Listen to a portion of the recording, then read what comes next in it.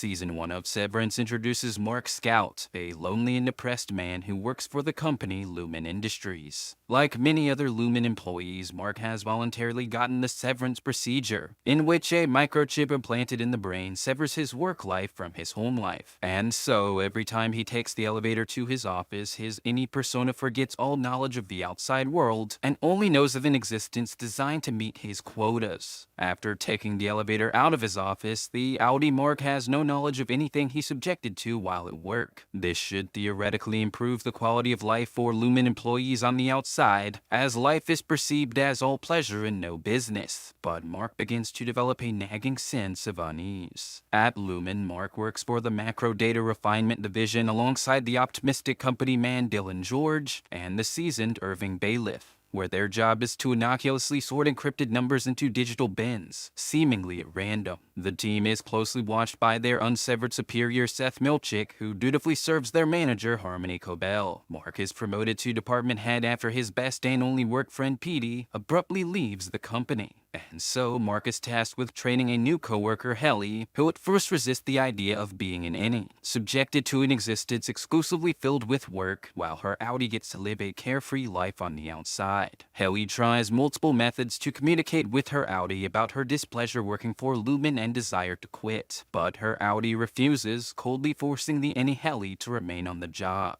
As her superior, Mark is punished for Helly's rebellious actions by being sent to the torturous break room. In the hopes of inspiring Helly to be proud of her work, Mark, Dylan, and Irving take her to the Perpetuity Wing, which details the history of Lumon, including offering details about its founder, Keir Eagan, and its current CEO, Gemma Eagan. Unfortunately, this does nothing to calm Helly's rebellious attitude, as innie Helly's battle for autonomy with her outie version grows more serious and possibly deadly. Wellness counselor Miss Casey is tasked to monitor her. Innie Mark finds a map that Petey had drawn of the severed floor and hidden for him to find, and brings Helly in on uncovering the conspiracy in the hopes of inspiring her. As the pair explore the severed floor together, they develop feelings for each other and discover many strange secrets, including a room filled with baby goats that a worker cryptically explains aren't ready yet. When Milchick and Cobel discover Miss Casey's failure at properly watching Helly, the counselor is sent to the break room for punishment. Outside of the office, outie Mark is depressed following the death of his wife Gemma, and chose to take part in the severance procedure in the hopes of creating a version of himself that is free from his immense grief. His only sources of human connection are his pregnant sister Devon and her eccentric self-help author husband Ricken.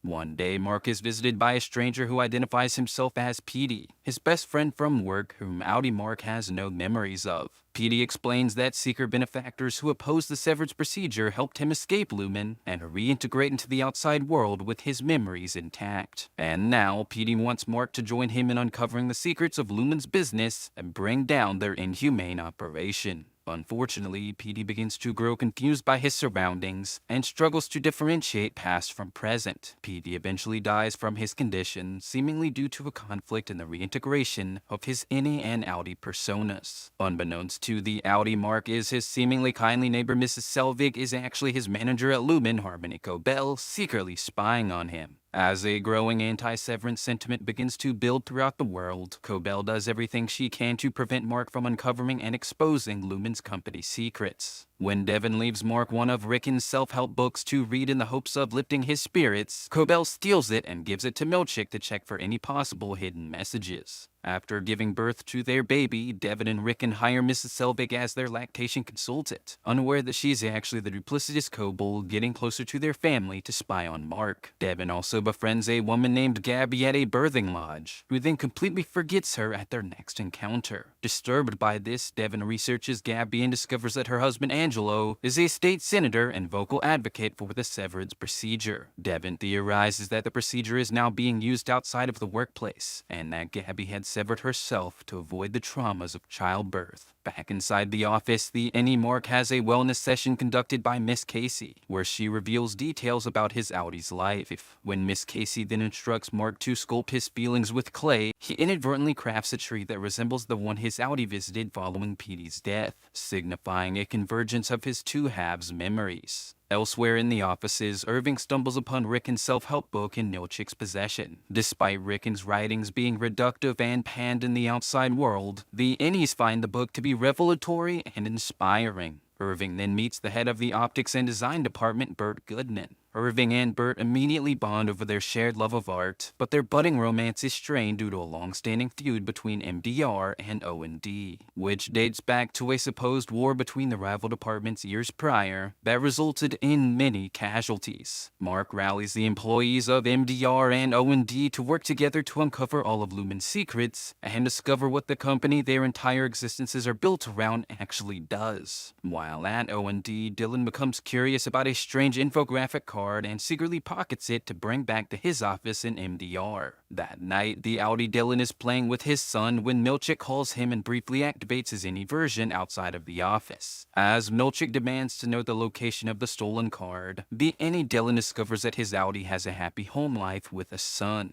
He reveals to Milchick the location of the card, and the outie Dylan is given back control of his body. But at work the next day, the typically Lumen-loyal Dylan is now consumed by his desire to reunite with his son. And so he decides to join Mark and Helly's rebellion, devising a plan to break into Lumen's control room and wake up their innie selves in the outside world. When a heartbroken Irving discovers that Burt is retiring, meaning the pair will never see each other again, he similarly becomes inspired to join his colleague's mission. Back on the outside, outie Mark is visited by Ragabi, a former Lumen employee who was the secret benefactor that helped Petey escape and reintegrate his two halves. Ragabi explains that she was the one responsible for implanting severance chips in Lumen employees, and offers to help remove Mark's. But before she can, the pair are caught by Cobel's enforcer Grainer, though Ragabi kills the man and gives Mark his Lumen access card, instructing him to ensure his innie receives it the next day. Back in the Lumen offices, the innie Mark discovers that his outie has left him Grainer's access card, giving him and his allies the ability to access the control room. Before enacting their escape plan, Mark is forced to take part in a final wellness session with Miss Casey. Cobel secretly watches the session and is disappointed that neither Mark or Miss Casey are able to recognize each other from the outside world, as Miss Casey is in fact Mark's presumed dead wife, Gemma. And so, Cobel orders Milchick to escort Miss Casey to the ominous testing floor. Meanwhile, Cobel is fired by the Lumen board after they discover her failures at properly quelling the innie Helly's rebellious nature that threatens the life of her outie, and for Cobel's own unsanctioned spying on Mark as Mrs. Selvig. This devastates Cobel, who denounces her faith in the cult-like Eagan family.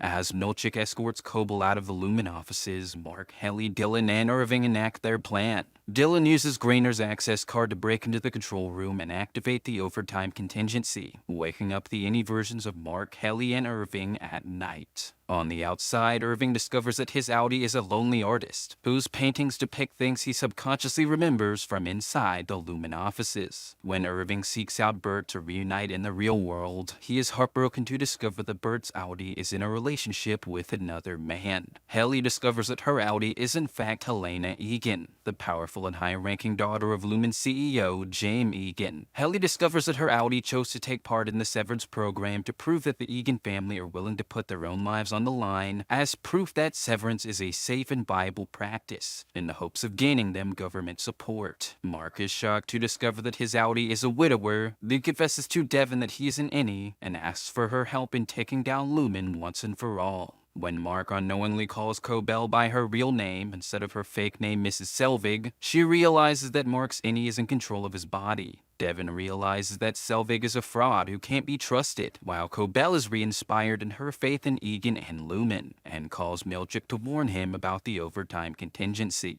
Cobel then races to an Eagan gala to expose Helly, who then publicly reveals herself as an innie who will stop at nothing to bring down Lumen for their torturous practices, even if it means going against her outie self. As the season comes to a close, Milchick breaks into the control room to stop Dylan and turn off the overtime contingency. At the same time, the innie Mark discovers a picture of his wife Gemma and recognizes her as Miss Casey. Just before Milchick places the outie Mark back in control of his body, the innie Mark exclaims to Devon that his wife is still alive.